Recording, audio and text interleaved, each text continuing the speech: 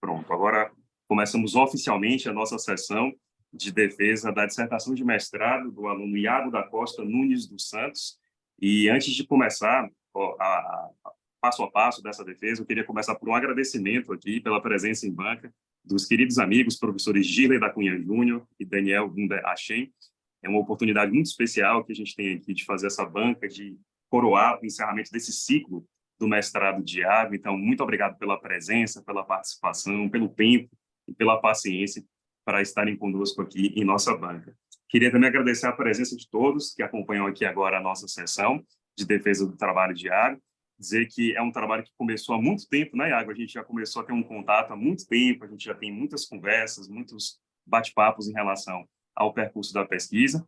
E a gente começa, então, agora, Iago, com a primeira etapa dessa defesa, que é a etapa de exposição por parte do mestrando do seu trabalho. Então, Iago vai ter o tempo regimental para fazer sua exposição inicial do trabalho e, na sequência, a gente dá andamento com as participações dos professores convidados para a nossa banca de hoje, tá? Então, Iago, fique à vontade. O trabalho de Iago se chama Veto Jurídico a Projetos de Lei e a Deflagração de Diálogos Institucionais no Brasil e na Colômbia. Então, Iago, com a palavra para a sua apresentação inicial. Vamos lá. Pronto. Boa noite a todas, a todos. Eu também começo agradecendo, primeiro, ao professor Gabriel Marques pelo apoio durante toda essa trajetória, esse percurso que acabou sendo dilatado, né, em razão da pandemia. Agradeço também, claro, ao professor Girley, que desde a graduação, hoje eu estava vendo até uma foto da minha turma em 2015 com o professor Girley. Então, desde a graduação, vem me incentivando e vem compartilhando comigo assim a realização dos meus sonhos, vamos dizer assim. E também o professor Daniel. Eu fiquei muito feliz quando soube que aceitou participar da banca, um professor que, inclusive, estuda o tema que é objeto da minha pesquisa, então, para mim, é uma grande alegria dialogar. E, como não poderia deixar de ser, agradeço a todos os meus amigos, minhas amigas, que estão presentes aqui, e fico muito contente porque vejo que tem familiares, tem amigos, tem colegas que participaram desse processo. Minha mãe está aqui, que é uma pessoa que quase não acessa a tecnologia, mas está aqui nos acompanhando. Amigos de longa data, e para mim realmente é um momento de muita alegria.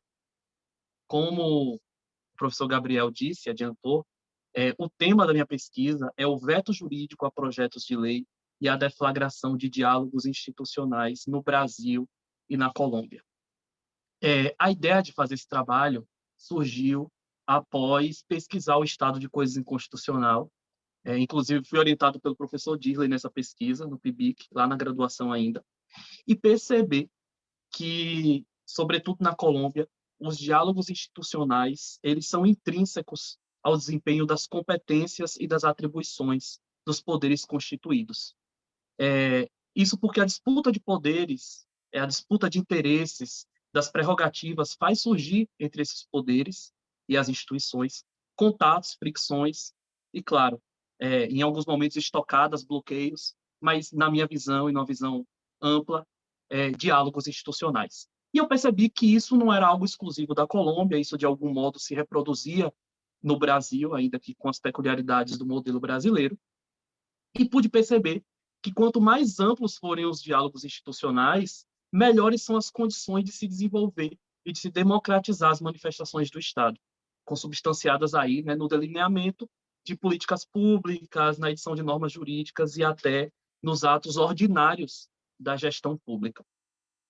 Diante disso, a grande questão que permeia o meu trabalho é analisar a viabilidade do modelo procedimental estabelecido para apreciação do veto jurídico na Colômbia, poder aperfeiçoar, em algum grau, o controle de constitucionalidade no Brasil e os diálogos que ocorrem entre as instituições brasileiras. E aí a hipótese que eu levantei foi que o modelo colombiano de controle de constitucionalidade preventivo teria um potencial para ampliar os diálogos institucionais no Brasil, fortalecendo o debate democrático entre os players políticos daqui do Brasil e as instituições do nosso país, possibilitando, inclusive, nesse aspecto, a elevação da segurança jurídica ao inibir a publicação de leis inconstitucionais. E aí, nesse sentido, para poder chegar à conclusão da confirmação ou não da hipótese levantada, eu percorri um caminho durante o trabalho que foi dividido em alguns capítulos, né, como teria que ser. O primeiro capítulo ele tem um caráter mais introdutório e ele visa apresentar para aqueles que não tenham contato ainda com o tema e, eventualmente, até para aqueles que não são da área jurídica e que não estudam esses temas com frequência ou não têm um grande aprofundamento, tem um caráter bem introdutório mesmo, o primeiro capítulo, porque visa apresentar essa nova separação de poderes hoje, como é que se dá a ideia de separação de poderes, de checks and balances no constitucionalismo atual e, sobretudo, a partir da concepção do constitucionalismo nos países da América Latina. Então, eu vou traçar aqui nesse primeiro capítulo, desde a antiga discussão sobre um aparente paradoxo entre a democracia e o constitucionalismo, perpassando pela ideia de neoconstitucionalismos, e, por fim, falando do modo como se desenvolveu o novo constitucionalismo latino-americano e os diálogos institucionais nesse contexto. Esse primeiro capítulo termina com a ideia de que nós devemos adotar a visão segundo a qual existe, na ideia de diálogo institucional, um olhar voltado para a realidade tal como ela é. Encarar que os debates que ocorrem, seja no âmbito do poder legislativo, seja no âmbito do poder judiciário ou até do executivo, eles não têm um caráter estanque. Eles são parte de uma realidade que está sendo decidida naquele momento, mas que o debate necessariamente ocorre e continua ocorrendo no seio social e daqui a alguns anos essa questão pode voltar a ser decidida, seja pelo mesmo poder ou por outro poder. E aí nós temos que passar a encarar a todos os poderes e a todos os agentes sociais como agentes e instituições dotadas de responsabilidade no contexto democrático. Tem que ter responsabilidade social, responsabilidade política e responsabilidade com o Estado democrático de direito. O capítulo seguinte, ele insere essa discussão na lógica brasileira. E aí eu puxo a discussão do veto presidencial e do modo como o veto presidencial pode promover diálogos institucionais e insiro essa discussão a partir de caracteres que são muito próprios do Brasil, como, por exemplo, a ideia de presidencialismo de coalizão, né, muito trabalhado pelo professor Sérgio Abranches. Vou estudar as bases e o funcionamento do presidencialismo de coalizão e o caráter dialógico do veto no âmbito deste presidencialismo de coalizão. E concluo esse capítulo no sentido de que os vetos têm, sim, um potencial, sobretudo os vetos jurídicos, que são reapreciados com frequência pelo Congresso, assim como os vetos políticos também, mas os vetos jurídicos eles voltam normalmente a uma discussão no Supremo Tribunal Federal e uma discussão mais ampla. Esses vetos têm, sim, um potencial para deflagrar diálogos institucionais. No capítulo seguinte, eu já vou tratar do veto presidencial no contexto dos diálogos institucionais na Colômbia.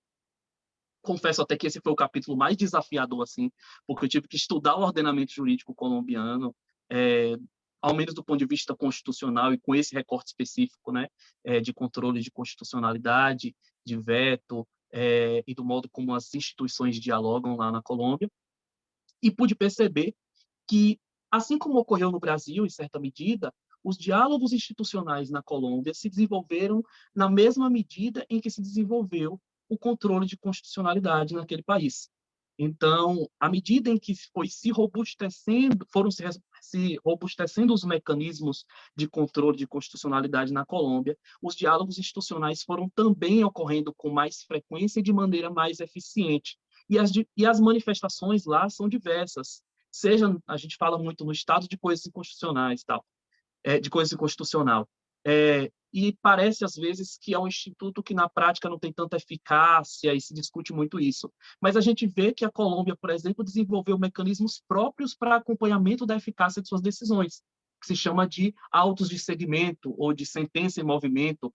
Existem órgãos dentro da Corte Constitucional que são responsáveis justamente por aferir em que grau as decisões estruturais emanadas por aquela corte estão sendo cumpridas, né, em que grau. E eu trago alguns exemplos de diálogos que foram deflagrados a partir do veto presidencial no contexto colombiano. E só para contextualizar, para aqueles que não tiveram oportunidade de ler o trabalho, como é que acontece na Colômbia, qual é a peculiaridade da Colômbia em relação ao Brasil. Lá na Colômbia, tal como ocorre no Brasil, o presidente da República, uma vez recebendo o projeto de lei aprovado pelo Congresso, ele pode sancionar o projeto ou vetar. O veto, ele também pode ser por inconstitucionalidade ou por razões de interesse público, tanto aqui como na Colômbia. No caso da Colômbia, todavia, diferentemente do que ocorre no Brasil, quando o veto jurídico volta para ser apreciado pelo Congresso Nacional, pelo Congresso lá deles, se o veto for se o veto for mantido, tranquilo, o projeto é arquivado. Mas se o veto jurídico, o veto por inconstitucionalidade, for rejeitado, ou seja, o presidente entende que o projeto é inconstitucional, mas o Congresso entende que o projeto é constitucional, quem é responsável por dar essa última palavra sobre a constitucionalidade do projeto é a Corte Constitucional, que deve se manifestar no prazo determinado, que é de 8 dias, e é quem vai dar, enfim, a palavra final. A Corte Constitucional colombiana, ela pode dizer que o projeto é constitucional, e aí ele vai seguir a promulgação e publicação, mas pode dizer também que ele é inconstitucional, e ele será arquivado. Mas tem uma terceira hipótese que eu acho mais interessante do ponto de vista dialógico, que é quando a Corte fala que o projeto é parcialmente constitucional, e que para ser constitucional sem qualquer ressalva, vamos colocar assim, quaisquer ressalvas, seria necessário um ajuste no projeto. E aí, olha que interessante, o projeto volta para o Congresso Nacional.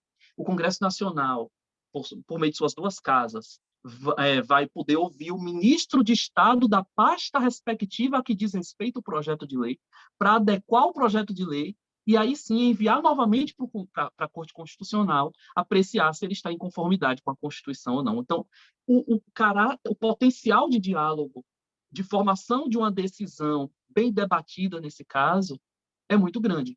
E aí, no último capítulo, eu vou me propor a estudar as possibilidades de ampliação dos diálogos institucionais no Brasil a partir justamente desse modelo colombiano. E, para isso, eu traço uma história, né, ainda que breve, do modo como a jurisdição constitucional e os diálogos institucionais vêm ocorrendo no Brasil. Aí eu vou falar desde o STF, no contexto da ditadura, dou um exemplo, depois durante a reconstitucionalização, depois de 20 anos de redemocratização, e o STF no Brasil de hoje, utilizando como exemplo a atuação do Supremo Tribunal Federal no contexto da pandemia de Covid-19. E aí, por fim, eu vou embarcar mesmo no cerne do trabalho, que é o estudo do controle preventivo dos projetos de lei no Brasil. Constato que, embora haja uma restrição ao controle material preventivo, né, pelo judiciário das leis, né, dos projetos de lei no Brasil, que se restringe, no caso do mandado de segurança, a um controle que seria formal, vez ou outra os ministros acabam adentrando na discussão material, da compatibilidade material do projeto de lei, ainda que não digam expressamente que estão fazendo isso, e aí eu dou alguns exemplos nesse sentido. E, por fim, eu proponho uma sistematização, que seria o ponto, digamos assim, inovador que o trabalho propõe, que, claro, é só uma ideia, né? Não significa que é um modelo fechado que eu estou propondo, é só uma ideia, de tentar adaptar o modelo colombiano ao sistema brasileiro, claro, com suas peculiaridades. Então, por exemplo, diferentemente do que ocorre na Colômbia, a minha ideia é que esse controle não seja deflagrado assim que rejeitado o veto jurídico pelo Congresso Nacional. Seria apenas quando, após a rejeição, alguns dos legitimados que já podem propor as ações do controle concentrado a posteriori, provocarem o Supremo Tribunal Federal para antecipadamente manifestar-se sobre a questão. E também antecipa algumas críticas ao trabalho, que certamente surgiriam diversas críticas, eu acredito que hoje vão surgir mais, mas eu antecipo 3 delas, só para já caminhar para o final, que é, primeiro, o assoberbamento do Supremo Tribunal Federal. Eu sei que existem preocupações com o acervo processual do Supremo, mas a quantidade de vetos no Brasil ela é muito pequena, e considerando que o Supremo já teria que apreciar muitas dessas questões a posteriori, porque questões controversas, né, acabam caindo realmente sob a apreciação do Supremo Tribunal Federal no âmbito do controle repressivo, então não significaria na prática nenhum aumento, né, do volume de processo. Quanto à crítica que certamente surgiria do ativismo judicial, da intromissão do judiciário em questões políticas, novamente, essa questão já está respondida pelo fato do Supremo já ter legitimidade para fazer o controle a posteriori. Então, eu não vejo assim grandes problemas práticos. E a última crítica que eu vejo é que o Supremo poderia simplesmente receber aquela demanda e não decidir, uma espécie de non-liquet, que inviabilizaria, assim, o término do debate político sobre determinadas questões, né? O legislativo não conseguiria legislar sobre determinadas questões porque a matéria ficaria parada no Supremo se ele optasse por não decidir, sobretudo quando a gente considera os problemas relativos ao controle de pauta pelo presidente do Supremo, controle da pauta. Mas eu acredito que isso pode ser resolvido com a previsão de uma sanção ao Supremo para caso de não decisão, ou seja, se o Supremo não decidir em determinado prazo, considera-se constitucional a lei, sem prejuízo de eventual impugnação na via repressiva, que é o que já pode acontecer, e aí privilegiando, claro, o princípio da presunção de constitucionalidade das leis.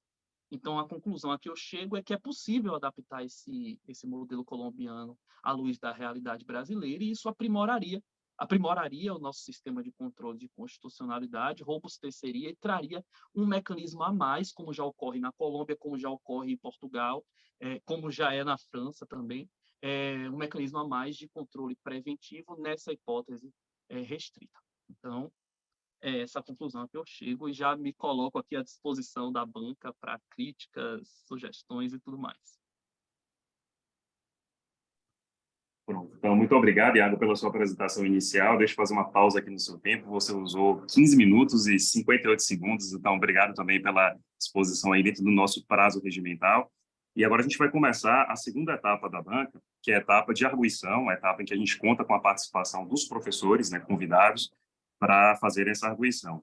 A gente começa, de acordo com a nossa tradição também do programa, pelo professor convidado, então a gente vai começar pelo professor Daniel, a sua arguição. Ele fará seus comentários sobre o trabalho. Eu peço que você anote, Iago, ao longo dos comentários na fala do professor Daniel, né, que ele vier a expor. Na sequência, a gente continua com o professor Dila, que também fará seus comentários. Por fim, eu faço meus comentários na condição de orientador.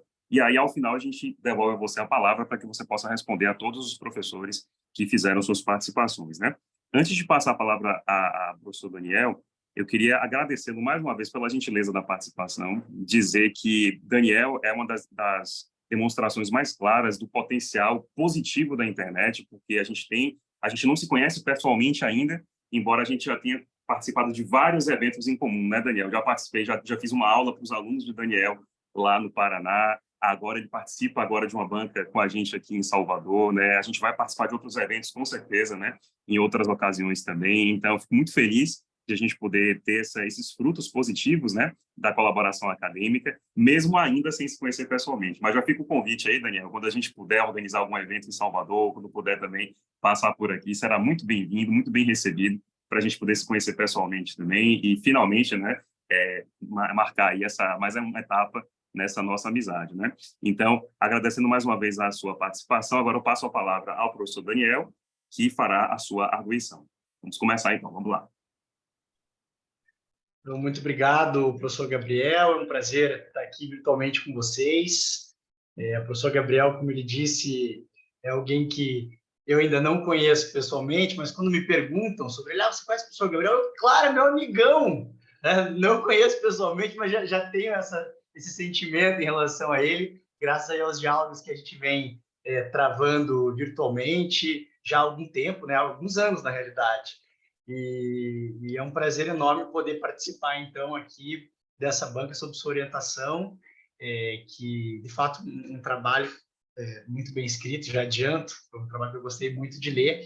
Então, agradeço muito pelo convite, professor Gabriel, espero aí que a gente possa continuar aí o nosso diálogo. Quero cumprimentar o professor Dirley da Cunha Júnior, que é um grande constitucionalista, conhecido no Brasil inteiro, tem uma obra fantástica. Quando eu falo obra, eu não estou me referindo a um livro, eu estou falando a um conjunto de vários livros importantes, em edições já bastante avançadas, e eu nunca me esqueço que uma vez eu pedi de Natal para minha mãe um livro do professor Dirley, que foi o controle judicial das omissões do poder público. Então, já foi um presente de Natal que eu pedi uma vez para minha mãe. Então, é um prazer enorme conhecê-lo, ainda que virtualmente.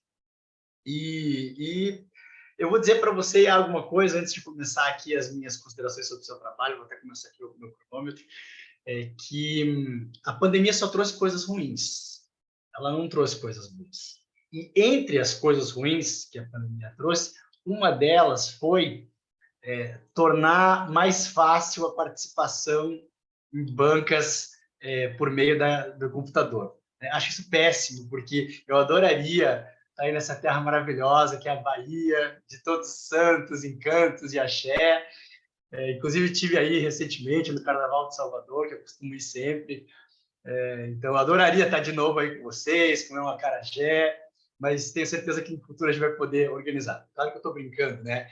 Acho que essa é uma das pouquíssimas vantagens da pandemia, é possibilitar, porque às vezes as universidades não têm recurso suficiente, a gente não consegue fazer o que a gente gostaria, mas pelo menos a gente pode dialogar, conversar e fazer ciência, que é o que a gente está fazendo aqui. Então, eu quero agradecer o convite e dizer, Iago, desde logo, que eu considero o seu trabalho um trabalho excelente, um trabalho assim que certamente traz muito orgulho para o seu orientador. Adorei ler o seu trabalho, li ele com muita atenção e com muito interesse também.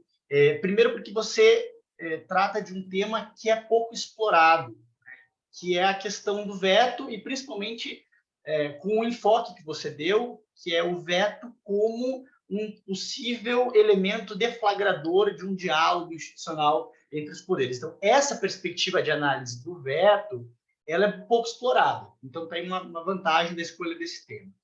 E, além de você escolher um tema pouco explorado, num enfoque pouco analisado, você traz uma proposta inovadora.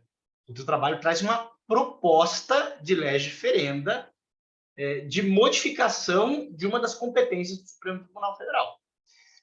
E aí eu poderia dizer, você vai além de uma dissertação. Você poderia tranquilamente defender essa ideia como uma tese de doutorado, porque é uma tese realmente inovadora, é algo que, ao meu ver, pelo menos do que eu li, ninguém defendeu isso, especialmente da forma como você defende, e a partir de uma inspiração estrangeira. Então, eu gostei bastante do seu trabalho também, que é a abordagem de direito comparado. Na realidade, você faz direito comparado. Você não teoriza muito, eu vou tocar nesse ponto, sobre como fazer a comparação, mas você faz a comparação e ela é bastante útil no seu trabalho.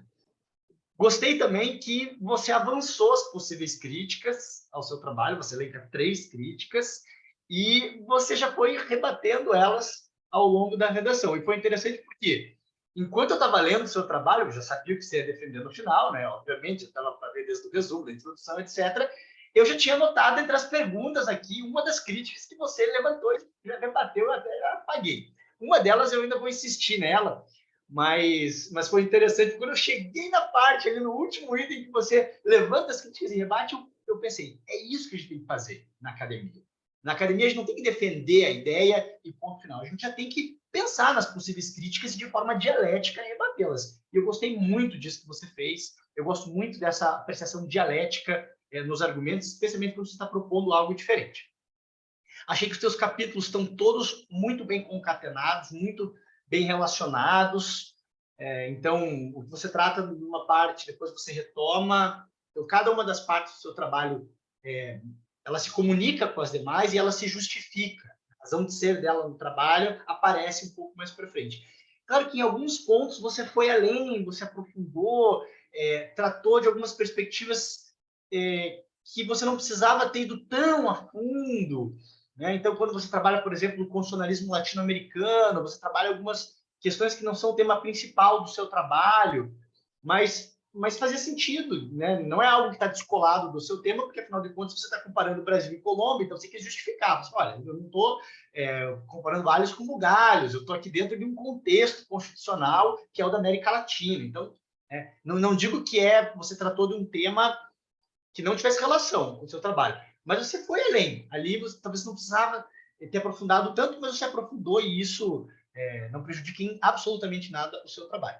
A redação está excelente, você escreve bem, é um trabalho que a leitura é fluida, não é aquele português assim, que vai parecendo pedras e obstáculos na leitura, não. É uma leitura gostosa de fazer o seu trabalho, muito bem escrito.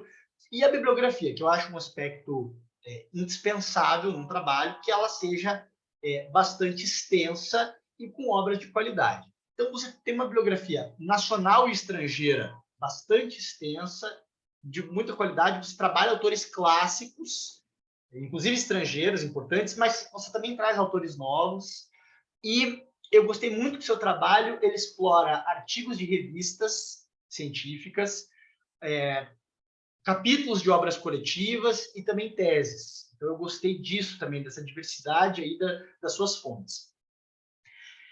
Entre as contribuições da sua dissertação, algumas delas assim, que eu anotei aqui de destaque. Uma, eu gostei da forma como você tratou dos diálogos formais e informais, quando se trata dos diálogos institucionais, e especialmente do alerta que você faz no sentido de que há um necessário entrelaçamento entre essas duas modalidades. Eu tenho simplesmente, de forma dicotômica, ou um diálogo informal ou um diálogo previsto por meio de institutos estabelecidos na Constituição. Não, eu não tenho só essas duas formas. Eu posso, por meio de um diálogo institucional formal, também, paralelamente, visualizar uma atuação informal daqueles players, como você chama, ou daqueles atores, que não se limita ao exercício do diálogo institucional formal. Eu gostei disso, do seu trabalho. Gostei muito do item 3.3.2, quando você traz uma pesquisa sobre a quantidade dos vetos derrubados de 2015 até hoje. Você continua uma pesquisa anterior, que já tinha tratado desse tema quantitativamente, mas você vai além, porque você não só traz os números, o que eu já achei interessante saber os números dentro de cada mandato, de cada presidente da República, mas também você analisa os temas, quais foram os vetos. Eu gostei muito dessa parte, porque eu achei muito enriquecedora.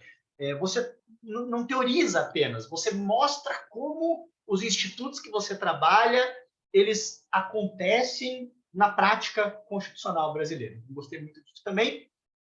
E você faz isso também analisando 3 casos no item 4.3 de diálogos da Corte Constitucional decorrentes de veto presidencial. Eu achei interessante conhecer esses casos que você trouxe. E, finalmente, a tua proposta. A tua proposta é a grande contribuição do seu trabalho, e que é interessante, a gente vai, então, explorar ela e provocar um pouco. É a nossa função aqui na banca tentar pensar em outras críticas, além das 3 que você já adiantou, como forma até de provocar para que, numa versão futura publicada do seu trabalho, você também considere eventuais outras críticas. Uma sugestão que eu faria para você, que eu acho que tornaria o seu trabalho ainda mais completo, e seria o caso, talvez, de você considerar isso para a publicação, é você elaborar um anteprojeto de proposta de emenda à Constituição, detalhando a sua proposta. Eu senti falta disso no final. Não é imprescindível no seu trabalho. Você trouxe a ideia. Você não é legislador, você é um pesquisador.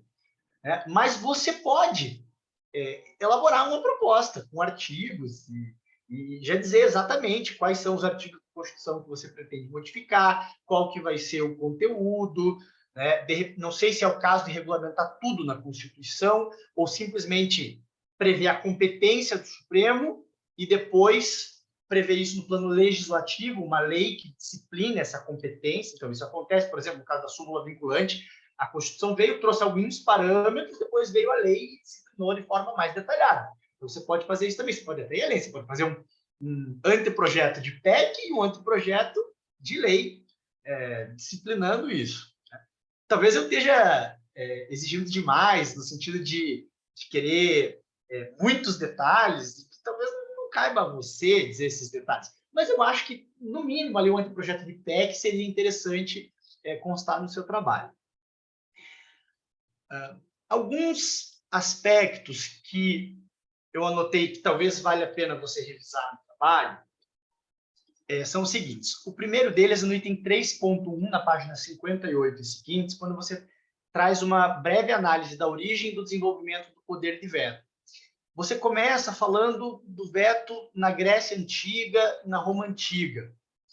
Eu não sei se essas situações elas se assemelham ao veto, porque a gente está falando de uma organização política que é anterior ao Estado moderno. A gente não tem propriamente ali o Estado com as suas características que tem contemporaneamente. Então, eu suprimiria essa referência à Roma Antiga e à Grécia Antiga e partiria diretamente para a parte em que você analisa Montesquieu, as suas ideias, e ali a gente já está falando de algo mais próximo do que nós temos hoje em relação à separação de poderes. Então, eu acho que, do ponto de vista da história do direito, os historiadores que seguem uma historiografia crítica, eles rejeitam essa visão que eles chamam de anacrônica, de a gente tentar comparar algo contemporâneo com a Grécia Antiga, a Roma Antiga, como se fosse uma continuidade. Né? Então, talvez aqui esses parágrafos não precisem estar aqui. Mas é uma questão também pessoal e de opção metodológica em relação à análise histórica do direito. Um segundo aspecto é no item 4.2, quando você trata do estado de coisas inconstitucional, você utiliza bastante os autores brasileiros que trataram desse tema, porque os brasileiros adoraram esse tema. Esse tema é um tema que surge no contexto colombiano, como você trouxe bem, e encantou os brasileiros, né? Especialmente a partir do momento que o Supremo Tribunal Federal faz referência a essa teoria. E se você for verificar o item 4.1 e o item 4.2 do trabalho, neles você se baseia essencialmente em autores colombianos para tratar do direito colombiano. E quando você trata do estado de coisas inconstitucional, você vem com uma bibliografia majoritariamente brasileira. Então, como você foi atrás, e eu acho que esse é um trabalho importante do pesquisador que quer fazer direito comparado, é você ir nas fontes originais, você ir nos autores nativos, porque cada vez que um estrangeiro fala de outro ordenamento jurídico, ele está dando a sua percepção, a sua interpretação do que é aquele ordenamento jurídico. Então, quanto mais você for nas fontes originais, mais fidedigno vai ser o seu trabalho. E você faz isso bem. Você faz isso especialmente nos itens 4.1 e 4.2. Então, acho que aqui seria interessante também trazer algumas fontes que versem especificamente sobre o estado de coisas inconstitucional na Colômbia.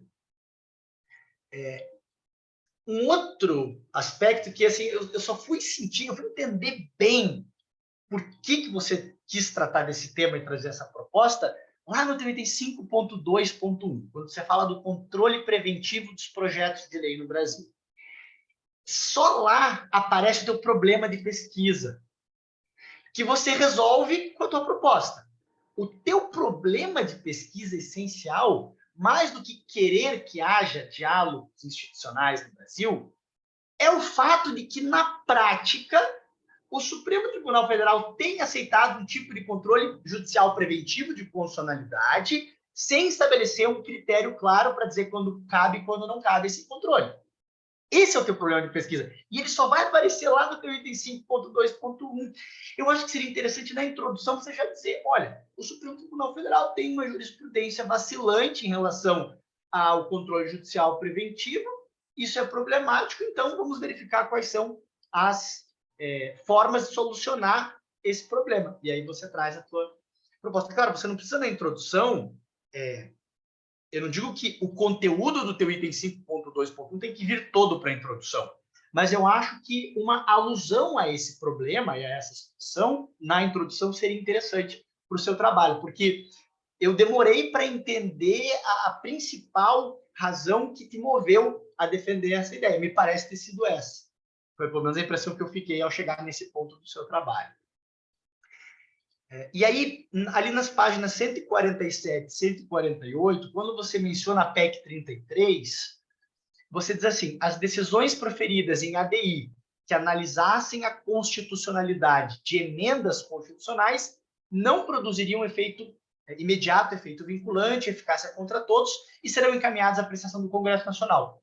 Eu acho que aqui, eu posso estar enganado, mas eu acho que a PEC, ela propunha que as decisões proferidas em ADI, que iriam depois voltar para análise do Congresso, seriam aquelas que analisassem a constitucionalidade material de emendas, e não a constitucionalidade formal. Ou seja, as PECs que seriam objeto da devolução para o Legislativo seriam aquelas que enfrentariam a violação, as ações que enfrentariam a alegação de violação das cláusulas pétreas.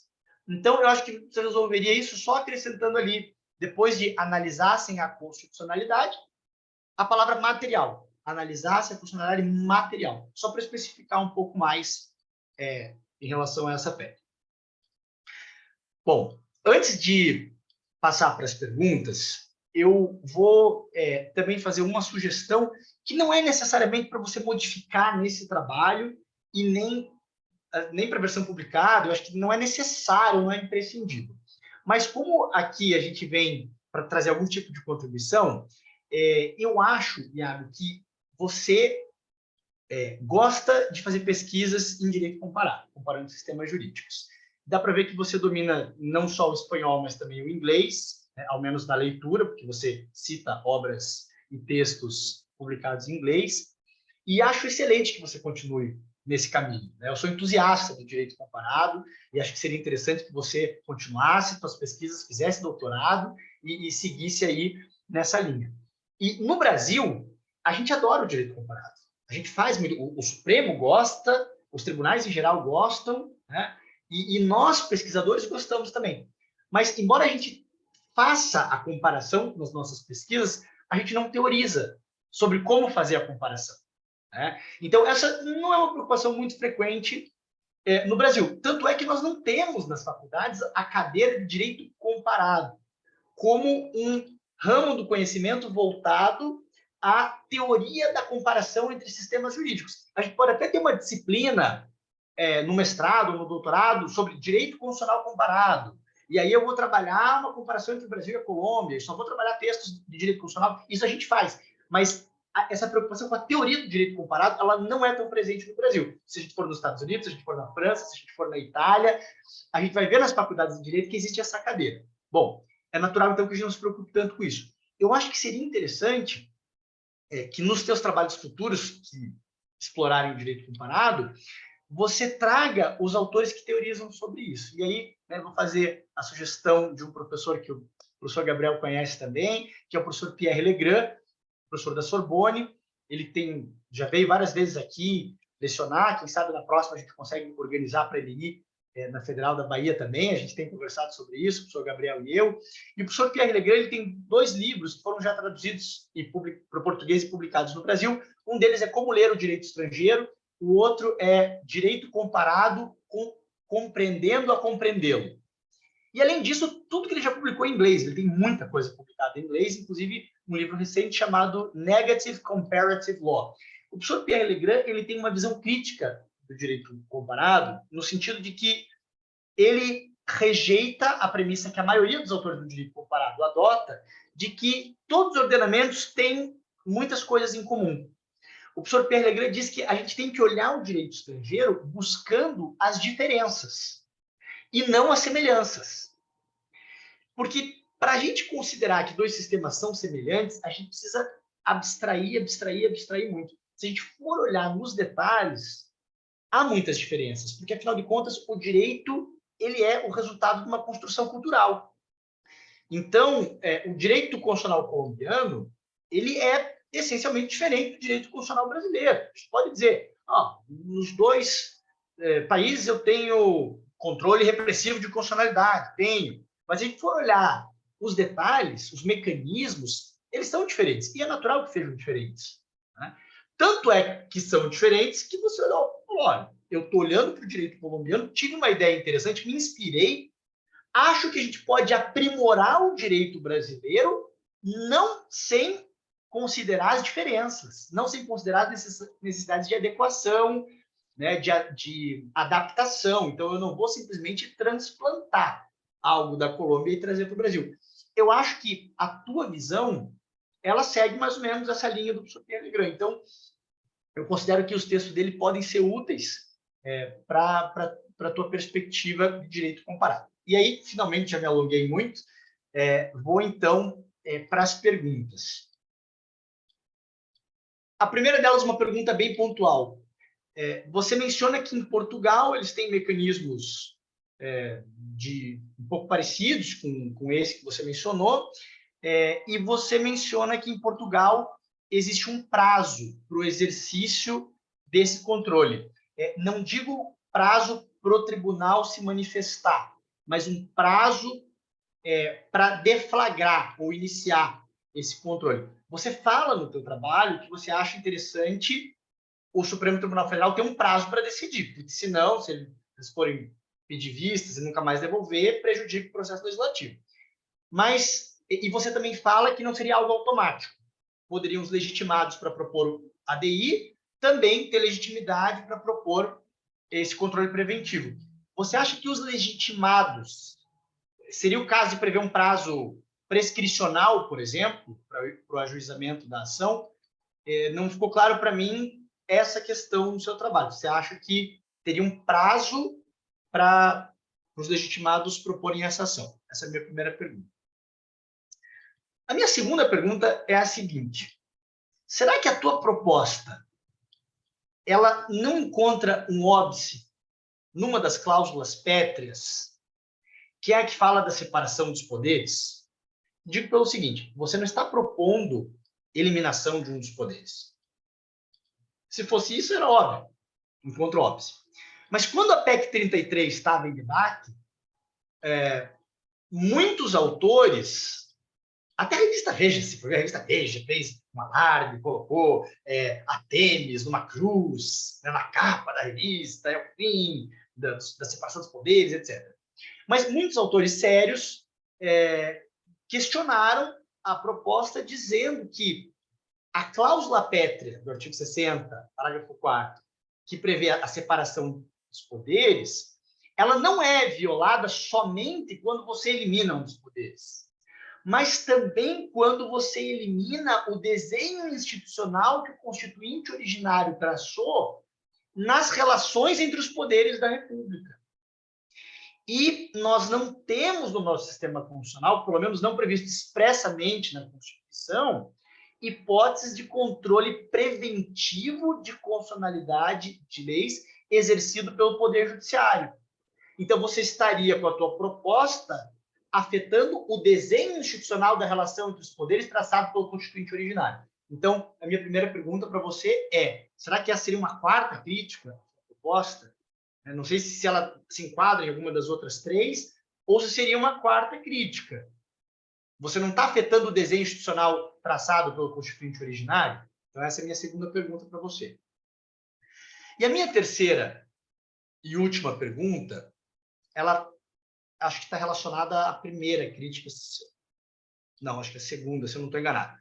Há uma das três críticas lá, agora eu não lembro qual delas. A minha terceira pergunta é a seguinte: será que a tua proposta, e aqui eu estou fazendo o advogado do diabo, tá? Não estou dizendo que eu concordo com a proposição que eu vou fazer agora, mas será que a tua proposta ela não caminha na contramão das teorias dos diálogos institucionais, no sentido de que essas teorias elas não propõem apenas que existam diálogos, elas propõem os diálogos como forma de evitar supremacia judicial.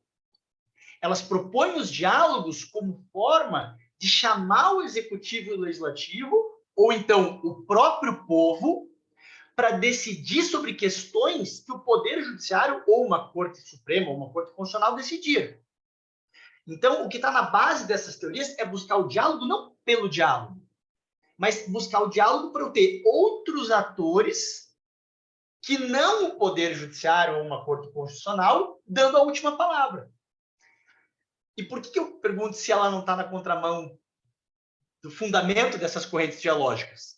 Porque você está propondo que, num diálogo formal que a Constituição traçou entre o Executivo e o Legislativo, você está colocando o Judiciário no meio para dar a última palavra.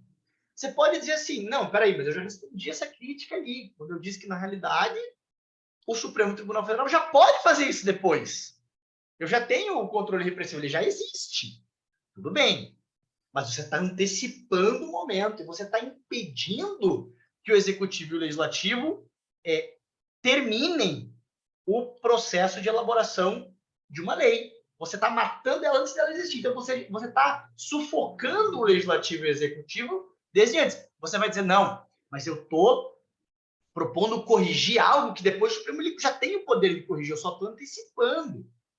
Pois é, mas em alguma medida você acaba dando a última palavra para o Poder Judiciário antes do processo terminar, antes do diálogo entre o Executivo e o Legislativo terminar. Né? Então, eu queria te provocar aqui com essa terceira pergunta para ouvir a tua opinião e, mais uma vez, quero te parabenizar pelo excelente trabalho, pela coragem como você defendeu, pela forma como você escreveu e parabenizar também o professor Gabriel pela orientação. Obrigado, meu amigo Daniel. Muito obrigado pela sua participação. E, aproveitando os comentários que ele fez também, com relação ao professor Pierre Legrand, eu queria também trazer aqui, e nada disso foi combinado, viu, Iago? Assim, vejam como a gente pesquisa, a gente escreve, a gente tem pontos em comum, claro, de agendas em comum de pesquisa, mas nada disso foi combinado.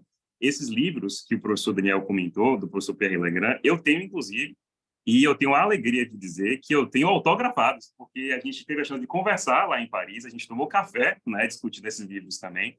Eu tenho os dois em português, né, que o professor Daniel falou, e também esse novo, da capa preta, inclusive, que é o Negative Comparative Law, que é o primeiro volume de uma série que ele está publicando agora, né, que são livros que retratam, na verdade, a vida dele de pesquisa. Então, já fica aqui também a recomendação para que em outros momentos, né, a gente certamente vai pensar em outras pesquisas no futuro, em outras etapas, né? Também fico à disposição para ajudar, para compartilhar esse material com você, tá bom? Então, vamos agora dar continuidade à nossa banca. Queria também agradecer aqui a presença do querido amigo professor Dirley Cunha. Eu sempre faço essa referência quando a gente tem uma banca aqui, Daniel, com o professor Dirley, que é uma inspiração para todos nós. Eu acho que qualquer professor de direito constitucional na Bahia, qualquer jovem que esteja aqui assistindo a nossa banca, a gente tem uma banca com vários componentes aqui, várias pessoas estão aqui na nossa audiência, uma banca com 30 pessoas, né, que estão conectadas conosco agora. Então, assim, qualquer jovem professor, jovem professora, jovem estudante, né, que esteja começando a sua trajetória aqui na Bahia no direito constitucional, saiba que a gente está aqui com uma das nossas maiores inspirações na nossa terra, que é o professor Dirley, que é um professor que tem a humildade característica, a competência, a inteligência, o brilhantismo. Então, assim, ter ele em nossa banca muito engrandece também a nossa banca. O professor Dirley esteve presente na primeira banca que eu fiz aqui no programa de mestrado, e sempre que eu posso, né, eu tento contatá-lo para estar com a gente novamente, porque é uma alegria contar, professor, com a sua inteligência e com a sua participação. Então, meu amigo professor Dirley, agora a palavra é sua. Vamos lá.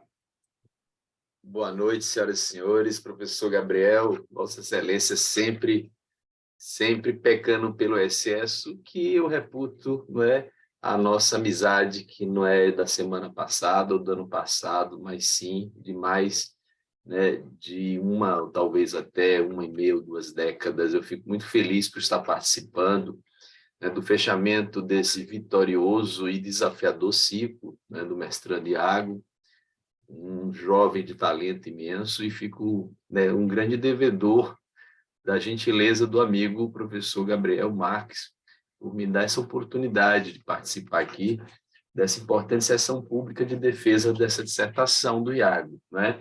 E fico também muito feliz, né, da presença do professor Daniel e da referência que ele fez ao livro Controle Judicial. Foi a minha tese, professor Daniel, de meu doutorado, que eu defendi há exatamente 20 anos. Né?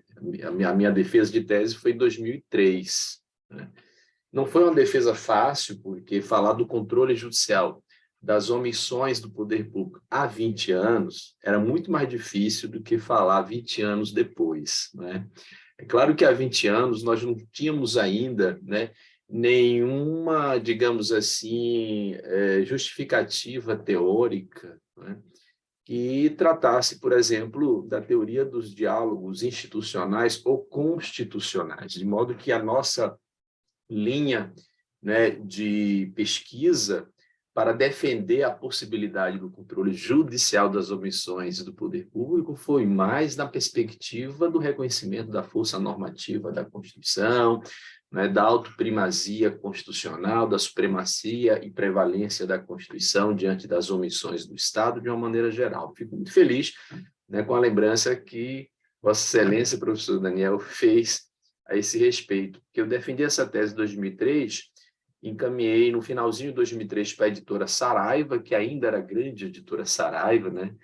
Todos nós temos essa verdadeira saudade da grande editora Saraiva, e logo no início do ano de 2004 veio à tona, né, a primeira edição desse nosso trabalho, né, que depois foi reeditado, teve uma segunda edição, enfim.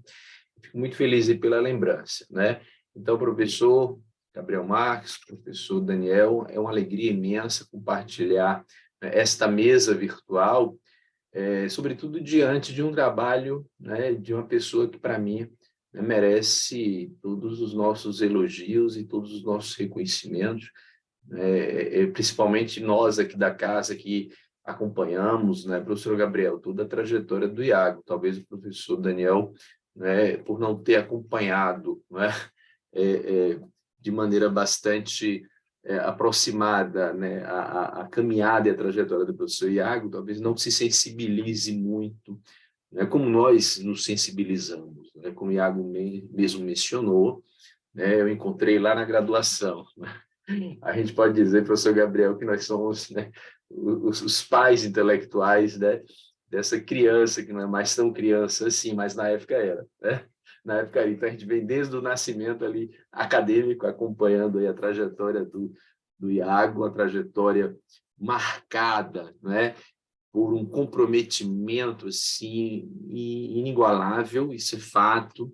Foi duplamente meu monitor, foi meu monitor lá na graduação, um excelente monitor, posteriormente lá na pós-graduação em Direito Público da nossa Faculdade Baiana de Direito, professor Gabriel, Vossa Excelência também, né, integra o corpo docente festivamente, né, para a alegria da instituição, e aluno meu também, uma disciplina, né, do mestrado, e agora, pela oportunidade que o professor Gabriel nos proporcionou, integrando aqui a sua banca de defesa da dissertação de mestrado. Eu também havia integrado a banca de TCC, não é? Também não posso deixar de fazer esse registro, que eu também participei lá da banca de TCC.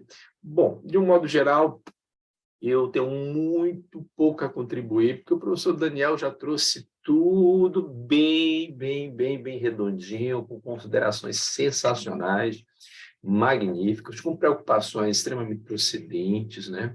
Eu estava aqui ouvindo, desde quando o Iago estava fazendo a exposição à defesa dele, depois ouvindo atentamente o professor Daniel, e me lembrei de uma entrevista que eu dei, mas uma entrevista, assim, eu estava lá na Justiça Federal, no meio de uma audiência ou outra, no intervalo da audiência, chega um repórter da Conjur. Eu quero falar com o professor Dirley e tal, ele está na audiência, quer aguardar um pouco, aguardo. Aí ele se apresentou, os outros já tem uns 10 minutinhos para fazer uma entrevista aqui, tá certo, é o tempo que a gente faz o pregão, né, a próxima audiência. E essa entrevista, ela foi assim, de uma maneira conduzida, de uma forma bastante espontânea, totalmente informal, nada adredemente preparado, etc. E ela foi publicada em 2015 no Conjur, né?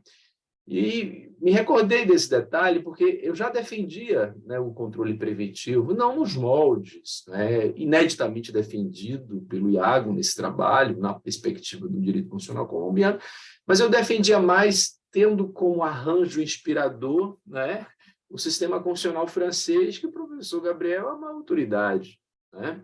Eu já via lá, e como também, claro, o sistema constitucional português, né? Então, eu trouxe como parâmetro de inspiração para a nossa defesa, desde aquela época. Eu sempre fui um defensor de um controle preventivo, também compartilhar com a mesma preocupação do professor Daniel, né, como é que a gente vai, né, compatibilizar, né, uma previsão constitucional por emenda de um controle preventivo que acaba, né, avançando um pouquinho, para não dizer bastante, né, nos espaços do poder legislativo, do poder executivo também, por conta da cláusula pétrea da separação de poderes, como a gente pode realinhar esse desenho constitucional, né, porque a partir de uma construção jurisprudencial do Supremo, talvez ficasse algo assim forçado. Então, eu defendia desde 2015, né, aliás, desde antes, porque essa entrevista foi em 2015, e tem esse registro lá no Conjur, esse controle preventivo. E isso me gerou críticas imensas, né? Eu me lembro que eu já fazia parte, e faço parte, eu tenho um grupo de professores de direito constitucional do Brasil inteiro, né? São professores muito conhecidos, né? O Lênio Streck participa desse grupo, e na época, quando publicou essa minha entrevista no Conjur, o Lênio colocou no grupo uma crítica ácida, né? Aí eu disse, opa, peraí, um grupo de constitucionalistas criticar, né, a posição, né, justificada, entendia eu, que eu apresentava uma justificativa, afinal de contas, eu estava me abeberando aí de dois sistemas constitucionais de grande envergadura, né, o francês e o português, né? Claro que foi uma falha minha não ter invocado o colombiano, que poderia ter muito bem, né, invocado um outro sistema constitucional paradigmático, né? Nos ensinou o que era o Instituto do SI, do Estado de Coisas Inconstitucional, e foi uma crítica, assim, ele jogou lá a crítica, depois mais uns 2 ou 3 constitucionalistas, tudo bem, se vocês pensam o contrário, eu respeito. Agora, respeito a nossa posição, não é uma opinião, não é um palpite, né? É uma posição que pode ser tranquilamente adotado aqui, né? Desde que, óbvio, claro, para reforçar, obviamente, a legitimidade, né, dessa proposta, haja uma emenda à Constituição e depois a gente tenta contornar a questão da cláusula pétrea lá, que é uma outra preocupação que precisamos ter. O professor Daniel muito bem, né, lembrou, eu quero ouvir depois como é que o Iago vai responder isso aí.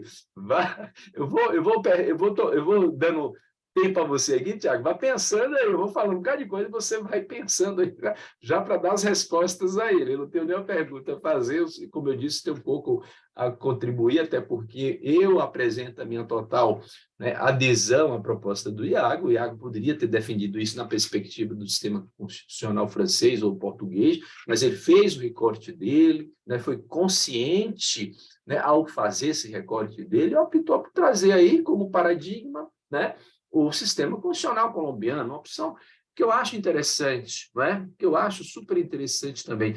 Muito embora eu tenha uma defesa mais ampla, né? Eu acho que precisamos colocar, né, por exemplo, uma ADI preventiva aqui, né?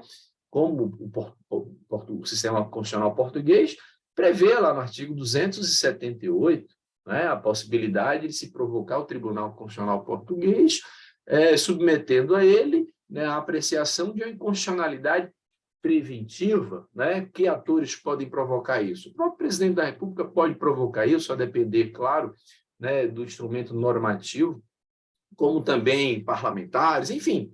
No sistema constitucional português, nós temos ali um arranjo que me agrada muito, né? Não tenho dúvida que me agrada muito. Então, eu iria até nessa perspectiva mais ampla, né? E também do direito francês. Eu acho interessante, né, o Conselho Constitucional francês ele atuar ali no controle, né, preventivo, naquelas hipóteses de fiscalização preventiva vinculante, obrigatória, né, nós sabemos, tem a obrigatória, mas tem a facultativa.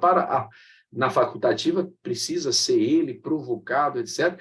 Na vinculante, não. O Conselho Constitucional ele funciona como uma etapa, né, importantíssima, né, como importantíssimo do próprio processo legislativo, né, na França. Então, eu tenho até essa defesa mais ampla, porque, inclusive, nessa entrevista que eu dei lá em 2015, Eu disse que, a partir, até citei a fonte, de um sistema de monitoramento das atividades legislativas no Brasil, nós temos, para cada 10 leis aprovadas, 6 são inconstitucionais.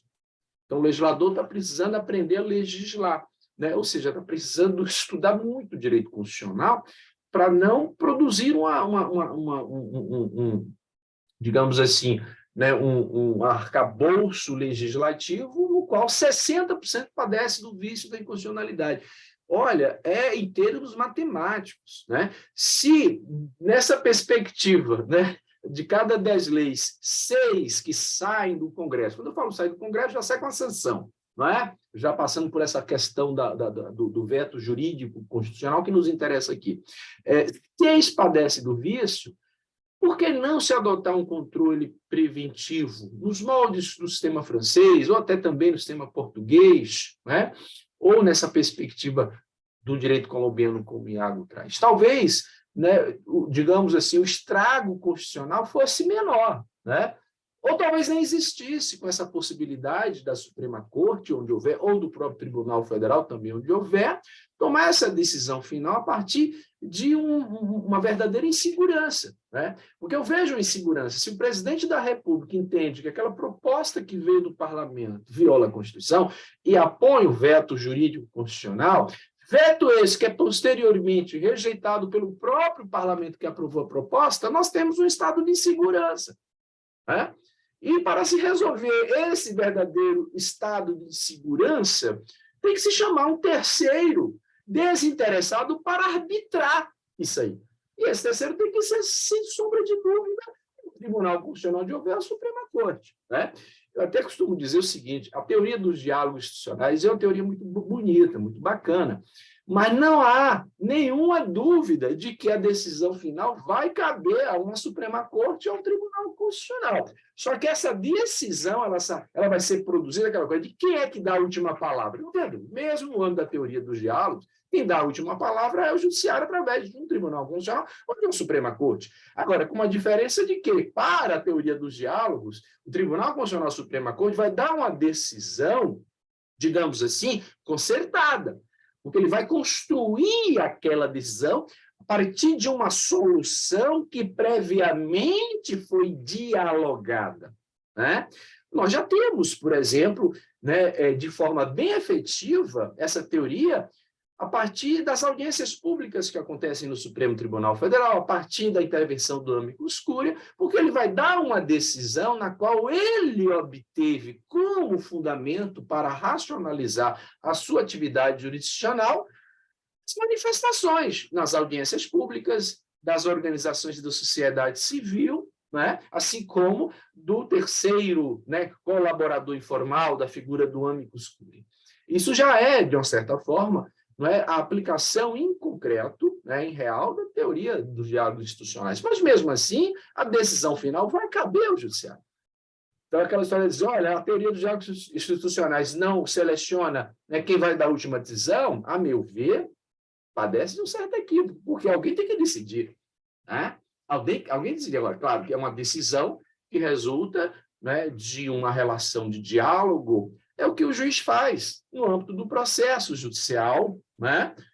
O que ele faz? Ele ouve o autor, ele ouve o réu, ele produz ali, né, as provas. Então, a decisão que ele vai proferir não é do juiz fora relação, fora dialética processual, fora contraditória e ampla defesa. Não, ele vai produzir uma decisão que ele vai levar em consideração todo aquele diálogo.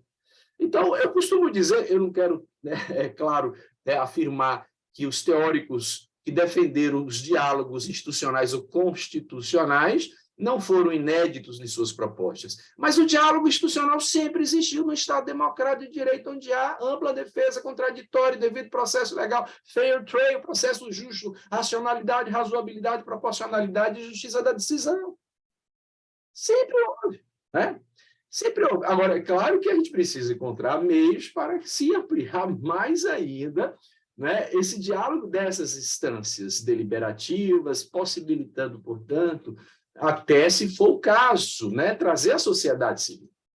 E quando a gente fala de diálogos institucionais, a gente traz o quê? O legislativo, o executivo, o judiciário, alguns outros órgãos aqui ou ali, E nem sempre a gente fala da sociedade civil. As audiências públicas é uma forma de trazer a sociedade civil, não tenha dúvida em relação a isso. Então, o trabalho de Iago tem a minha plena e total aderência, né?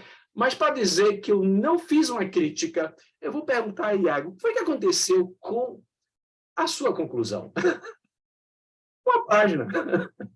Um trabalho de fôlego, onde você desenvolveu um raciocínio espetacular, né? É porque eu penso diferente. Eu sou filho da PUC, sou PUCiano, e na PUC não é que a gente vai fazer, né, na conclusão uma nova dissertação, uma nova tese. Mas a conclusão você tem que espelhar, né? Claro, de uma maneira, né, sintetizada, abreviada, concisa, né, ou sucinta, mas você tem que sintetizar toda a pesquisa que você fez. Você não vai inovar na conclusão, mas pelo menos você vai lá na conclusão fazer uma espécie de miniatura do seu trabalho, né? Tanto é que, na minha formação acadêmica PUCiana, né, a gente tinha uma estratégia para isso. Vamos numerar, né? Ou coloca em letrinha. Faz uma numeraçãozinha, isso. 2, isso. 3, isso. 4, isso. Então, um trabalho seu com algo em torno de 150 páginas, uma conclusão poderia ter, proporcionalmente, né, entre 5 a talvez até 6, 7 páginas, para você, né, mostrar que você pesquisou, você concatenou ideias importantes, né? Então, a única crítica que eu faço é isso. Nada que, obviamente, vai comprometer todo o seu trabalho, cujo fôlego e centralidade está ao longo, né, de toda a sua pesquisa. Então, só faço aqui declinar, né, de forma bem clara, deixar bem claro, né, registrar os meus elogios ao trabalho. Tenho certeza que, apesar de toda a sua capacidade de pesquisador nato, né, com certeza teve, sem sombra de dúvida, um excelente e admirável, né, orientador, que foi fundamental, né, para sempre lhe indicar, né, a melhor forma de pesquisar, o melhor caminho a adotar, isso é fato, e eu acho que, né, você merece, portanto, com justiça, né, todo o reconhecimento, né, da banca em relação ao seu trabalho e à sua trajetória, ao seu comprometimento. Eu, como disse o professor Gabriel, não farei nenhuma pergunta, eu apenas vim apresentar essas reflexões brevíssimas, pouco a contribuir. O professor Daniel já trouxe todos os, né, os argumentos de um avaliador externo, isso é bem tranquilo, isso é algo que é normal nas nossas bancas, nas nossas avaliações. Agradecendo mais uma vez ao professor Gabriel pelo convite gentil, né, e fazendo uma saudação, né, final a todos os participantes que estão aqui, que eu aproveitei para abrir rapidamente. Nós temos aqui, né, nomes muito conhecidos, né, professor Gabriel? Né? Muito conhecidos. Nós temos o Lázaro Borges, né, que, digamos assim, é também o nosso filho acadêmico, né, professor Gabriel? Temos outros tantos nomes aqui. Deixa-me ver aqui. Eu vi na estante o Christian, não sei se o Christian está aqui, ó, Lázaro aí, ó. Lázaro já se manifestou, em breve vai ser a tese de doutorado dele. Lázaro já é mestre em Direito pela nossa, né, universidade.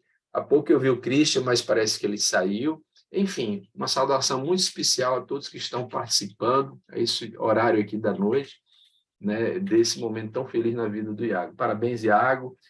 Passo a palavra de volta aí para o presidente, professor Gabriel, com as minhas admirações. Grande abraço. Obrigado, querido amigo professor Dili, pelos seus comentários, excelentes, como sempre. Muito obrigado pela gentileza também. E agora, Iago, antes de passar a palavra a você, para que possa responder a toda a banca, eu sempre esclareço que o papel de orientador é fazer um balanço do que aconteceu no processo de orientação, né? Balanço público, digamos assim, né? Do que aconteceu no processo de orientação, até para que a banca tenha ciência de nossa trajetória, da caminhada do orientando e de como nós chegamos até aqui, né?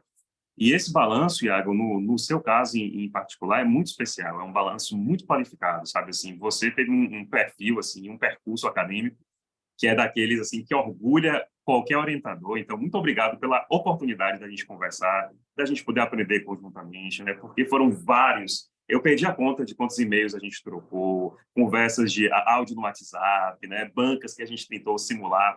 para poder chegar até esse momento, né? Compartilhar também com o amigo Daniel, a gente tem uma estratégia que eu criei com meus orientandos, o professor Diller já sabe disso, que é a banca de pré-qualificação, né? Qual é a lógica, né? Existe a banca de qualificação, que a universidade exige, né? Que antecede essa banca nossa definitiva, e aí eu tive essa ideia de criar a banca de pré-qualificação com os orientandos, examinando o trabalho do colega. Então, a gente já tem esse costume, já que a gente incentiva, né, de os próprios orientandos lerem o trabalho do colega, perguntarem, a gente fazer uma sessão como essa no Zoom também, para poder treinar a exposição oral, treinar o momento de tensão que a gente passa, que é natural, né, quando a gente tem as perguntas, as inquirições, né.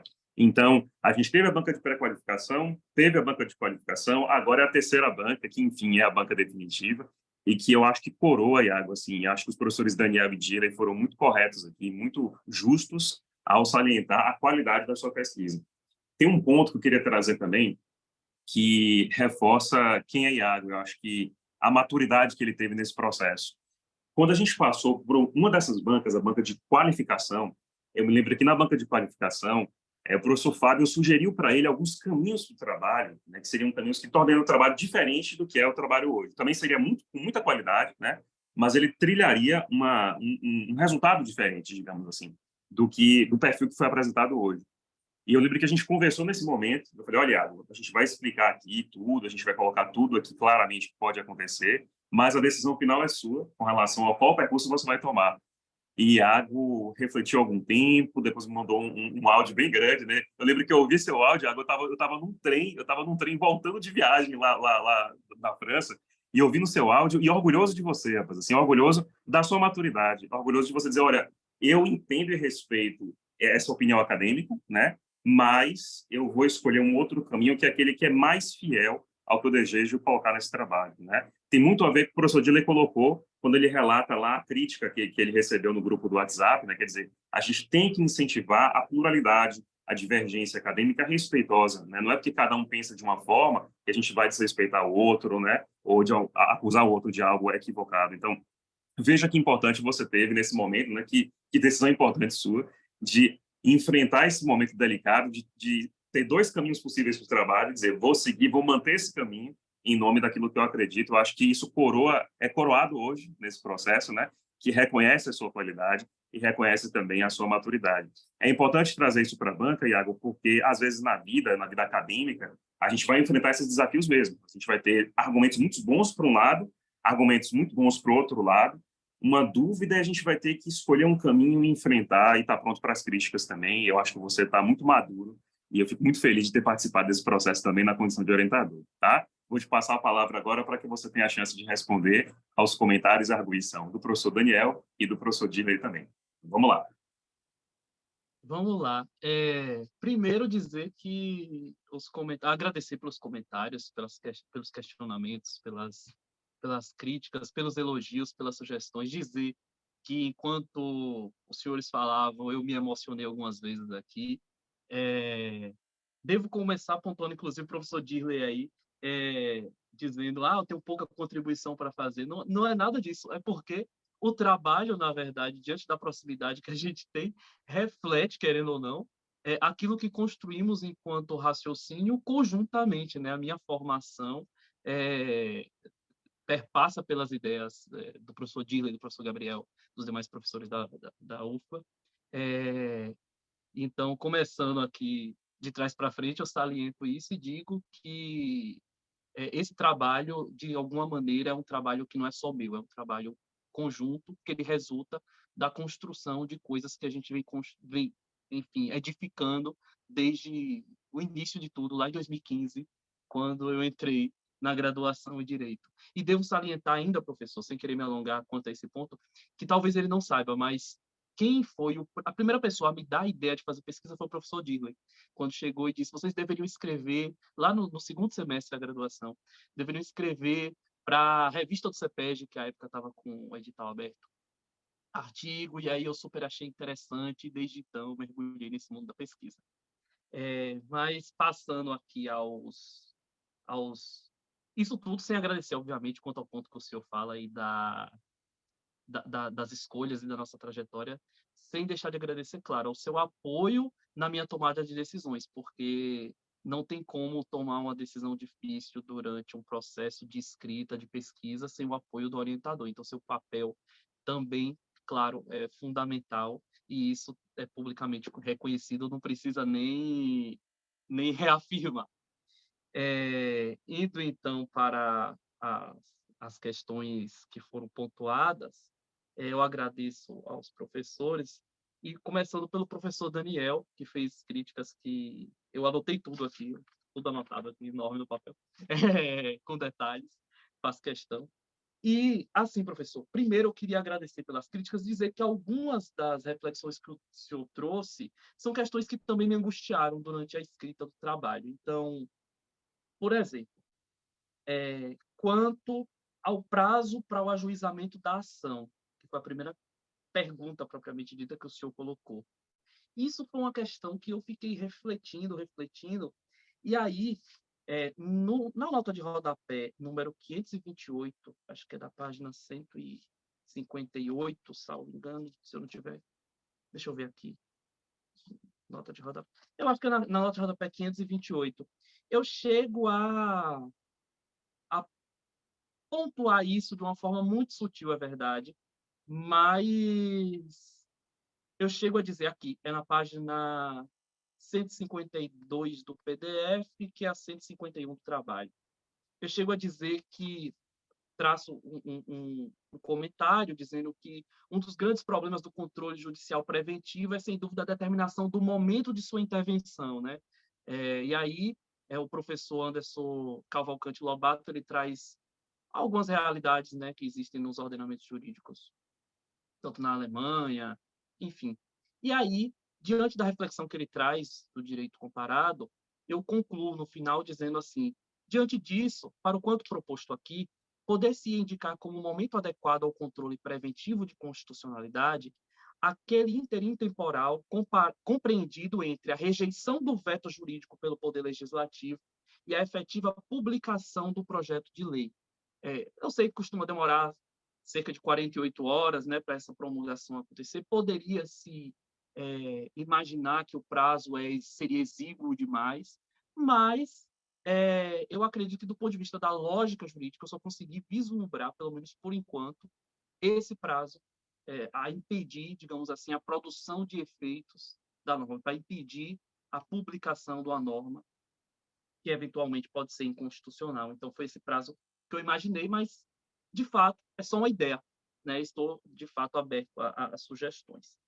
Quanto à segunda pergunta, relativa a será que não estaríamos, né, ofendendo a cláusula pétrea da separação dos poderes? Enquanto o senhor falava, eu também pensei sobre isso, e, assim, eu acredito que não, porque, de fato, sem querer ser repetitivo, mas isso já ocorreria, né, essa análise a posteriori. Então, a intromissão, vamos chamar assim, do Poder Judiciário sobre a questão deliberada, ela já ocorreria necessariamente. E aí o senhor colocou uma coisa que de fato, será que o Judiciário não estaria impedindo o Legislativo de decidir? Talvez, mas eu acredito que, nesse caso, a gente tem que fazer, de fato, uma ponderação de princípios e interpretar a Constituição do ponto de vista sistemático como um todo, e ver que nós estamos também privilegiando a segurança jurídica, porque de nada adianta deixar o legislativo decidir e ele decidir contrariamente à Constituição, essa norma produzir efeitos, né, afetar interesses e depois ela ser declarada inconstitucional. Então, eu acho que esse é o cenário mais grave que a gente tenta evitar. E aqui vem um ponto que eu acho que é fundamental, e sem esse ponto, nada do trabalho faz sentido, que é a ideia de precisarmos ver os poderes como agentes responsáveis, como instituições responsáveis. As pessoas precisam ter mais consciência, é verdade, no momento de votar, assim como os juízes precisam ter mais consciência no momento de decidir, e o poder executivo também, no momento de tomar suas decisões políticas e de executar as políticas públicas, precisa ser agentes conscientes que devem buscar agir de acordo com a Constituição. E o senhor poderia dizer, Iago está tendo uma visão idílica do mundo.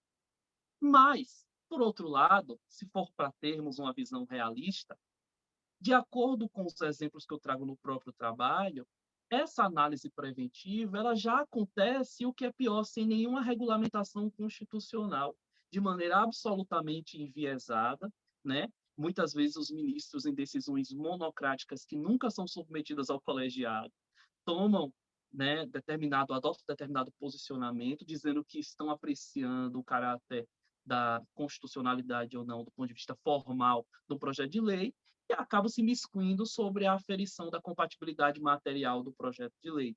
Então, muito mais grave do que não regulamentar, na minha opinião, é permitir que isso aconteça como vem acontecendo no Supremo Tribunal Federal, sem qualquer critério.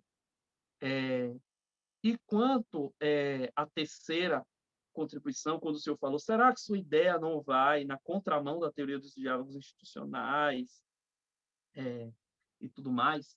Eu lembrei do seu artigo, professor, que eu até li recentemente, que o senhor fala sobre essa questão dos diálogos institucionais e fala sobre a disputa de grito, se eu não estiver equivocado na expressão, mas é algo assim. O senhor diz, será que no Brasil não acontece, na verdade, uma disputa para ver quem grita por último, quem dá, né, quem grita mais alto, enfim. E isso me fez lembrar também a ideia de bloqueios, estocadas e tudo mais. E, de fato, nós poderíamos pensar que isso vai na contramão dos diálogos institucionais, mas o senhor mesmo conclui seu artigo, que me ajudou a trazer uma conclusão para o meu trabalho, que quando a gente analisa isso do ponto de vista global, digamos assim, quando a gente analisa isso do ponto de vista sistêmico, amplo, tomando distância de tudo que acontece, no final, o saldo é muito mais positivo do que negativo. Querendo ou não, há um diálogo, apesar de fato, como o senhor traz a expressão de a decisão que dá na cara do outro poder, o senhor usa uma expressão mais ou menos assim. Apesar disso, numa tradução aqui mais ou menos literal, porque eu sei que no artigo são citadas expressões que vêm da língua inglesa, mas, apesar de acontecer isso em alguns casos, como, por exemplo, o grande exemplo da vaquejada, né, que a gente tem, tudo mais, no final, há uma referência de uma decisão à outra, e o que eu acho mais interessante, se a gente olhar para a sociedade, essa disputa entre os poderes que dialogam, ela gera necessariamente um debate social. Olha como a sociedade parou para discutir sobre a legitimidade e a constitucionalidade ou não das vaquejadas quando tudo aquilo aconteceu. E é possível que a decisão provisória que se tomou, vamos chamar assim, né, a decisão que existe hoje, não seja o que vai se manter daqui a 10 anos, né? Justamente em razão dessas reflexões que são conduzidas no âmbito da sociedade. Essas reflexões permanecem latentes e podem gerar uma nova reflexão política institucional sobre aquele mesmo tema. Então, no final das contas, embora pareça pontualmente, talvez, que a ideia vai na contramão da teoria dos diálogos institucionais, a realidade mostra justamente o contrário. Não sei se eu consegui contemplar, digamos assim, mas, inclusive, esse artigo é muito interessante do professor Daniel, eu achei excelente, encontrei ele recentemente, li e fiz referência no trabalho, porque realmente me ajudou. E quanto ao professor Dirley, eu conheço tanto o professor Dirley que eu sabia que ele ia trazer essa ideia de que eu a defendo até que seja mais amplo. Eu sabia que essa ideia era do... Eu já conhecia essa ideia do professor Dirley de defender o controle preventivo de maneira bastante ampla.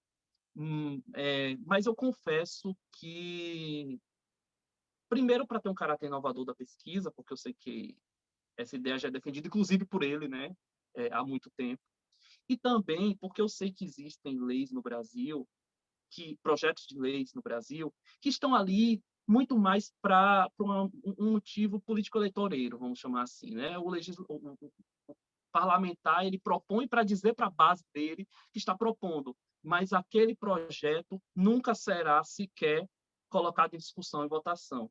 E aí eu penso que esse caráter amplo, a gente poderia pensar nele, enfim, de ampliar 100% o controle preventivo, dentro da perspectiva mesmo do que o professor Dirley pensa, porque eu sei que ele defende também a criação de uma corte constitucional.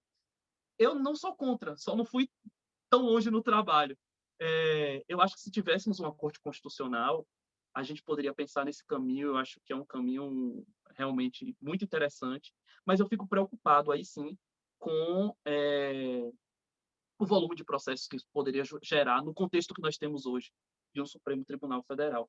Mas, sem dúvidas, eu não discordo dessa ponderação, eu concordo, eu só acho que o trabalho não abarcou, porque eu fiquei com medo também de extrapolar os limites da imaginação.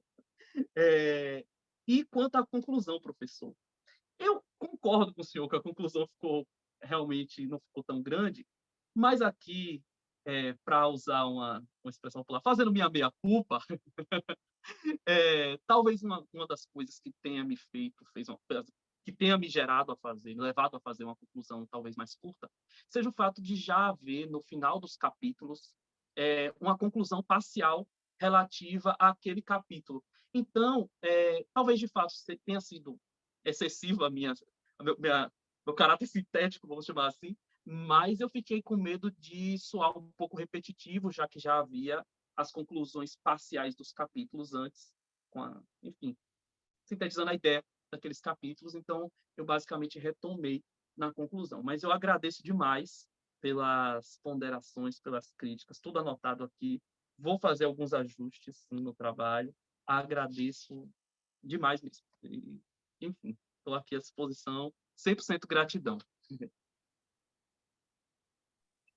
Oi, Iago, obrigado também pela sua resposta, assim, sempre gentil, sempre educado. Então, muito obrigado aí também pela sua resposta cuidadosa às arguições dos professores. Eu queria consultá-los para saber se eles estão satisfeitos. A gente pode ir para a última etapa ou querem fazer mais alguma pergunta ainda? Estão satisfeitos, Daniel e Dylan? Estou satisfeito. Professor Gabriel, igualmente estou satisfeito, mas eu queria só registrar, pedindo desculpa pela omissão, a presença também de uma querida amiga, também me orientando na graduação, na pós, lá do Senso, da Baiana, e mestranda do curso de Direito lá do nosso programa, que é a Mirela Portugal, que está aqui também presente, viu? Depois que eu vi que Mirela estava aqui, eu não ia me perdoar se eu fizesse esse registro, mas estou super satisfeito aí, tá? Obrigado, Mirela também é outra orientanda minha, a gente está no processo também de orientação, então, futuramente aí, Dylan, quem sabe a gente convida também para a banca de Mirela, lá no futuro a gente vai ver, né, essa data para a composição. Então, a gente chegou agora na conclusão dessa parte da banca, a gente vai chegar no momento agora, que é o momento de discussão da banca examinadora. Eu vou pedir uma ajuda tecnológica a Dylan e a Daniel, para ver qual seria o melhor caminho para a gente fazer isso, porque nessa etapa, é uma etapa em que a gente não tem a gravação desse momento, é uma etapa que a banca se reúne para discutir o trabalho apresentado, e a gente pode criar uma sala simultânea, né, Dini? Acho que seria a possibilidade. Mas eu não sei se eu consigo criar aqui via celular. Eu não sei se vocês conseguem criar aí pelo Zoom. Gabriel, acho que é mais fácil você criar um grupo no WhatsApp, com nós Tá. três. A gente apaga a câmera e o microfone, e também desliga o som, porque às vezes o pessoal começa a abrir a câmera e conversar aqui. E aí a gente fala chamada de vídeo pelo WhatsApp. Tá bom. Perfeito, Então, perfeito, fazer esse professor. ponto. Eu ia sugerir exatamente isso, mas o professor Gabriel foi mais rápido no gatilho. Então, perfeito. Então, a gente vai se ausentar por agora. Eu vou aqui tirar o vídeo, né, também tirar o áudio. A gente cria o grupo do WhatsApp e daqui a pouco a gente está de volta para divulgar o resultado, tá bom?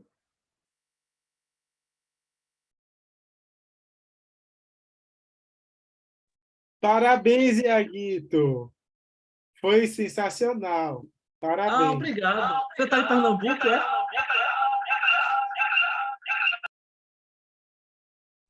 É que eu estou no computador e no celular ao mesmo tempo e eu abri o áudio do lugar errado.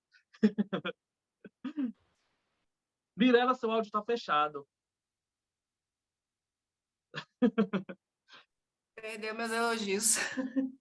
Parabéns, Iago, arrasou muito. Não esperava menos, sabia que ia ser assim. E vamos aguardar aí esse encerramento de um ciclo muito bonito que você fez aí no mestrado. E espero em breve poder lhe dar esse abraço de parabéns mesmo.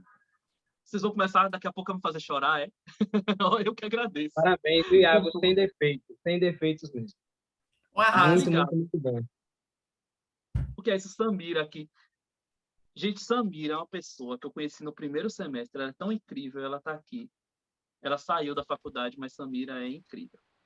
Doutor Yuri, meus colegas aqui de escritório, todos, estagiários, diversos estagiários aqui, advogados, um beijo no coração de todos, um grande abraço. Eu agradeço pelo apoio, inclusive nesse percurso. Lucas, Cláudio, Lou.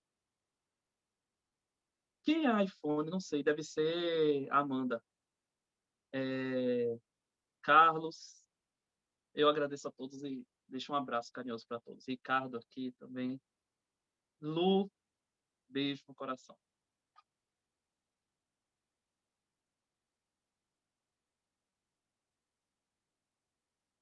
Gente, eu não sei. Calil também, Dani, Isabela. O que é isso? Luciana brincando aqui. Luciana é a nossa desembargadora. É... Gente, eu não sei como é que vocês estão aí, mas no final, quem puder abrir a câmera para a gente fazer uma foto seria legal. Viu? Abrir as câmeras aí, eu agradeço. O que é isso? Isabela aqui. Beijo, Isabela, também.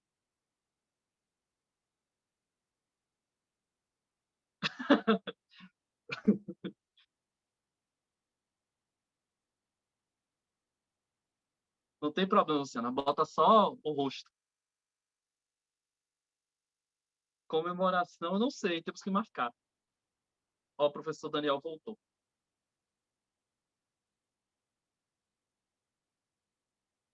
Estou achando que o Gabriel caiu aqui, porque eu recebi uma mensagem aqui. Ai, ele voltou. Voltou. Retornou aqui. Pronto, acho que agora está tudo certinho. Acho que eu tinha colocado você como anfitrião, não foi? Acho que foi isso. Deixa eu só pronto. Então, voltamos aqui agora, já estamos de volta aqui. Então, etapa final, Iago, da sua banca. Então, momento de divulgarmos o resultado. Como todos puderam perceber, a gente teve uma deliberação muito rápida, né, nessa discussão de resultado, o que é um bom sinal, um sinal da qualidade do seu trabalho, da sua seriedade também na pesquisa. Então, é com muita alegria, Iago, com muita felicidade, com muita satisfação, que a banca, à unanimidade, resolveu te aprovar com a nota 10. Parabéns para você. Muito sucesso para você. Eu que agradeço. Eu agradeço e Palmas. esse 10 é compartilhado, não é só meu, é de todos nós. Não só nós, os senhores professores, o senhor orientador, como meus colegas de trabalho. Tem gente aqui que compartilha comigo a trajetória desde a seleção, por exemplo, Dr. Yuri, Isabela, estão aí me acompanhando desde o início. Não sei se o Dr. Jerônimo está aqui na sala, que sempre fala do senhor, professor Gabriel, com o maior carinho.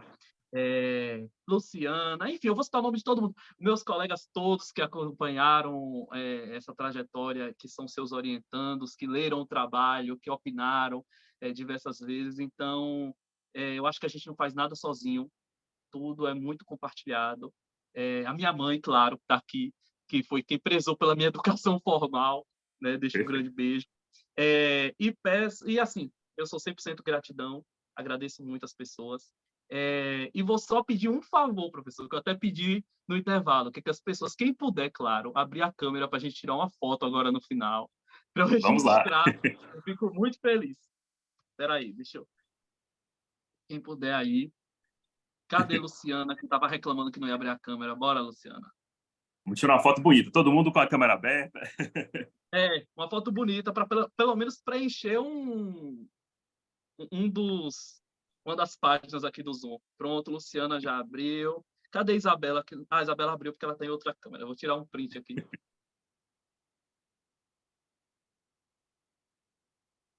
Pronto, vou pedir para alguém tirar também, para garantir que eu não confio muito nas minhas habilidades tecnológicas, mas eu tirei aqui. Pronto. Aqui apareceram mais pessoas.